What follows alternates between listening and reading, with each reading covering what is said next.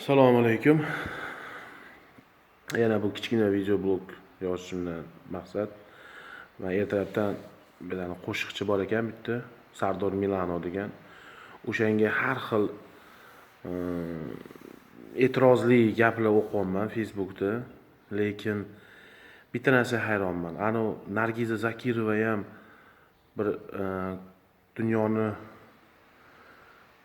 nima desam ekan, ko'zga ko'ringandan keyin, dunyoda tanilgandan keyin, uni hamma bilgandan keyin o'zbeklar o'zbek deb garditsiya qilib, o'zini o'zlashtirib oldi uni. Lekin uni balki to'g'ri O'zbekiston tug'ilgandir, lekin hech qanaqa bir o'zbeklik bir gram o'xshatish yoki bir narsasi yo'q-da.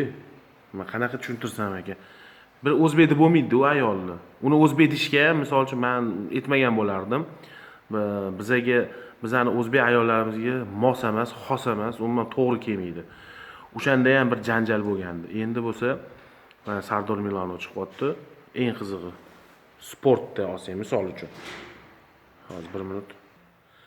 Xullas, Sardor sportda olsak deyotgandim.